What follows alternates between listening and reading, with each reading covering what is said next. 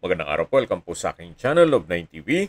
Patalasasan po, meron po ba kayong mga properties na napapabayaan or non-performing assets? Plan nyo ibenta, pero wala kayong oras pagbibenta nito. Kung ito'y pagkakatiwala nyo po sa amin, tawag lang po kayo sa aking numero, usap po tayo, gawa ko po ng video for free.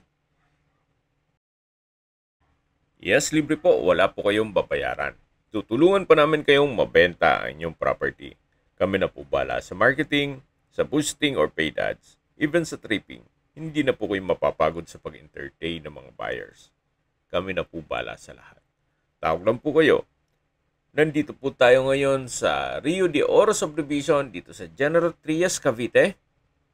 Kung saan ito po isang exclusive subdivision na meron pong clubhouse, swimming pool, basketball court, parks and playgrounds, at meron pong 24 hours security.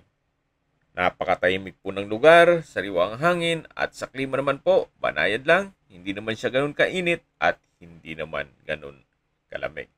Ito pong subdivision ay along the highway, kaya accessible din po ito ng public transportation. Tunghayin niyo po ulit itong swimming pool bago natin puntahan yung lupang binibenta. Nandito na po tayo sa 4 na parsela ng lupa na binibenta ni Madam. Bali po, 2 parsela dito sa kabilang street at doon naman sa may puno, may 2 parsela ng lupa din doon. So magkabaliktaran po yung 4 na parsela ng lupa. Yung isang parsela po ay may lot area na 106 square meters at yung katabi naman ay 105 square meters. Yan po yung dun sa kabilang side na daan. At dito naman po sa binabaybay natin ay yung 101 square meters at 102 square meters. Lahat po yan ay may individual title. Ito pong may puno ay yung number 26 na 101 square meters. Then, ito naman po yung number 28 lot na 102 square meters. Then, sa likod po niyan ay yung number 25 at 27 na may lot area na 106 at 105. Kaya kung hanap nyo po ay isang malaking lupa na magkatabi, o di kaya meron po kayong 4 na anak para magkatabi lang sila sa subdivision, at kung sakali man na meron pong magkakaibigan na gusto magkadikit ang kanilang lupain, ito na po yung hinahanap nyo. Actually, kung nagbi-build and sell din po kayo, pwede rin po ito. Gawa ng saleable din po ang bahay dito. Kung naalala nyo po yung na-i-vlog ko na property dito, wala pang 2 weeks or 3 weeks, nabenta po siya kaagad. Pero kahit na mag-land banking muna kayo dito, pwede pa rin po. Gawa ng marami na rin nagpapatayo ng bahay dito. Ang lupa na may kada taon tumataas po ang value. Sa po natutulog ang pera nyo sa bangko, invest nyo na lang sa lupa.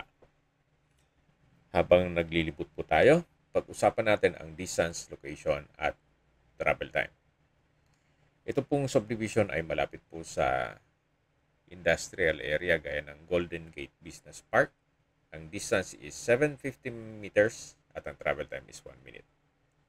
Mula naman po sa General Trias Doctors Medical Center, ang distance is 4.3 kilometers at ang travel time is 9 minutes. Yan po yung lagi kong binabanggit sa aking video na dapat nyo i-consider sa paghanap ng property, yung meron pong malapit na hospital. Hindi ko naman po sinasabing sakitin kayo. Yan naman po yung for emergency purpose lang naman. Mula naman po sa Lyceum of the Philippines, ang distance is 4.1 kilometers at ang travel time is 8 minutes. Mula naman po sa Manggahan, kung saan meron na pong mga malls, hotels, banks, restaurants, fast food at iba pang business establishments. Ang distance is 4 kilometers at ang travel time is 7 minutes. Mula naman po sa First Cavite Industrial Estate, ang distance is 8.2 kilometers at ang travel time is 16 minutes. Malapit na rin po doon ang Calax Governors Drive Interchange. At kung manggagaling naman po sa Manila o sa airport, ang distance is 34.2 kilometers at ang travel time is 1 hour and 5 minutes. Kasama na po ang traffic. Yan po, tunghayan po ulit itong kapaligiran kung saan napakaaliwalas po. Yan po yung open field. Kaya dito po sa kabilang side nitong 4 na parsela ng lupa ay may bakanting lote po o open field. Hindi ko lang alam kung anong gagawin nila dyan. Lalagyan ng parks and playgrounds o kung ano pang facilities dito sa subdivision. So, nandito po tayo sa part ng 2 parsela ng lupa o dun sa kabilang side naman nitong street. Na yung lot 25 na 106 square meters at lot 27 na 105 square meters. So, mag-skip po ng video. Summarize ko lang po. Ito pong property ay nasa Rio de Oro, General Trias, Cavite. Bali po, 4 na parsela po ito na magkatalikuran.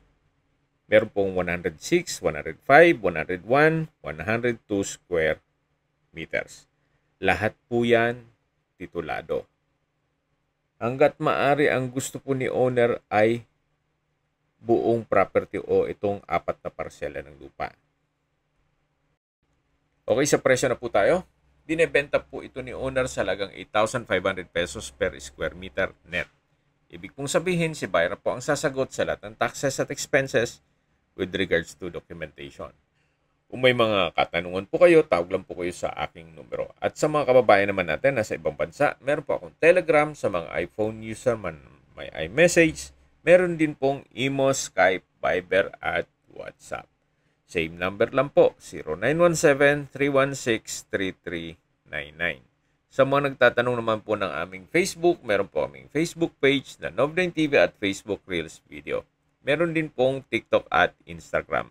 May ibang YouTube channel po kami na The Nov9 TV channel at Nov9 TV Listings. Sana po naibigan nyo ang video presentation. Paki-like and subscribe na lang po sa aking channel para ma-update din po kayo sa aking future listings. Kung sakali po hanap nyo yung mas malaking sukat ng lupa, meron din po kaming ibang listings na pwede nyong pagpilian. Huwag po kayong mag-atubiling tumawag sa amin, then let us know your budget para malaman namin kung anong property pwede naming i-look sa inyo. Sa lahat pong viewers, subscriber, at nagtiwala po sa amin, salamat po sa suporta. Ingat po kayo lagi at yung pamilya. Maraming salamat po.